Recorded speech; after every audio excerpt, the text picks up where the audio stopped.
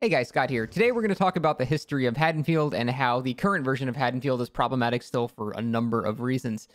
And so the first version of Haddonfield, it was very, very bad, and mostly that was because Balanced Landing had not been nerfed yet. For those who don't know, the old version of Balanced Landing, even if you were exhausted, you still did not get the stagger penalty from dropping from a large height. So bully squads would burn Haddonfield offerings. They would just go upstairs, jump down, go upstairs, jump down, go upstairs, jump down. You basically couldn't catch them. It was extremely obnoxious, took a very, very long time to catch them. So eventually, Balanced Landing did get nerfed.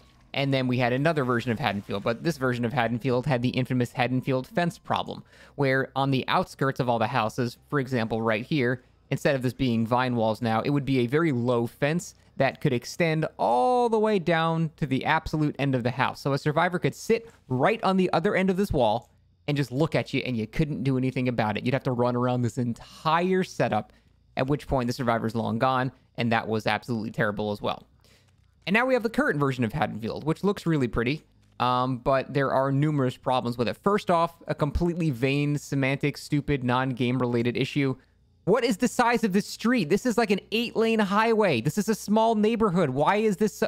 Doesn't matter. So, the main problem with this map is, well, I'm looking at it right here.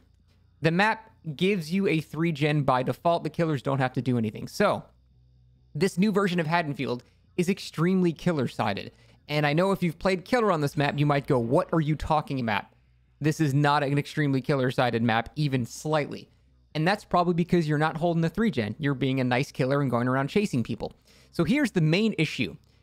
The entire map pigeonholes you into controlling these 3 generators. Because these 3 generators are so close to each other, I can just sit here, and I don't think these bots will ever do these gens. Because my terror radius is in all of them, and I can just patrol them in 4 seconds. I can see all of them here. So because this 3-gen setup is so strong, killers are just incentivized to just stay here. Why would they ever leave it? It's so good. And you're really de-incentivized to leave it because if you try to chase people in these houses, you're going to have a terrible time. These houses have extremely strong windows. Again, I'm leaving the 3-gen now, so they might do them, but for purposes of demonstration, these windows are insanely strong. That one is strong. Hey, you can get this one. This one is strong right here. Where is it? There it is. So these houses all spawn very strong windows as well.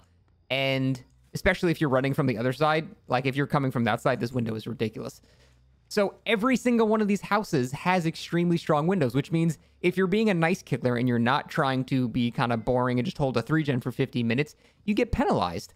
So actually, the killers that are playing in a nice, entertaining way suffer. And killers that play in a very boring, drawn-out way, which the devs are trying to nerf because it's so boring for everybody, they are the ones who are winning every single time because these gens are so absurdly close to each other. And that's what I hate. I hate when you have design that punishes people that play in a fun and fair way, and you reward people for playing in a super sweaty and boring way. It makes no sense. It should be the complete opposite and reverse of that. But because these structures are so strong, I don't want to chase people in these structures. I try to play as nice as possible, but fuck chasing a good player in these houses. You can't really do anything most of the time, so you end up just gravitating back towards this setup, which, I mean, again, look how close these generators are.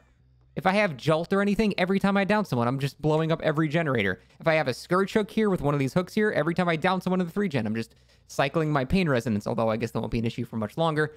And it allows you to go and just kick and apply overcharge and whatever. You can just hold these over and over and over again.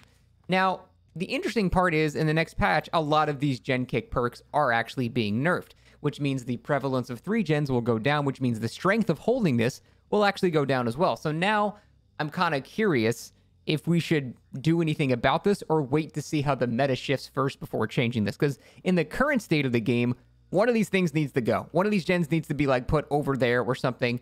There needs to not always be 3 gens basically touching each other. This is ridiculous.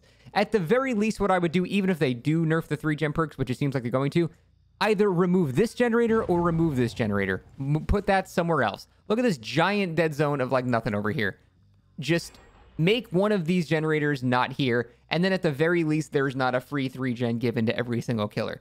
Because again, it's so stupid that the game pigeonholes you into doing the most boring thing possible, and you can't even blame killers for doing it because these structures are so strong. Why would they ever want to chase you there? So that's what I hate about the map. If they were to fix it, I would move this generator or move that generator somewhere else. That way, there's not as strong of a 3-gen. They'll still be pretty close together because this map is frankly not very big, but it won't be completely oppressive to the point where that's the only thing killers can really do to reliably win on it. But like I said, they are nerfing 3-gen perks, and the whole prevalence of kicking gens and, slowing things down that way is going to go down a bit, but we'll still have things like Jolt.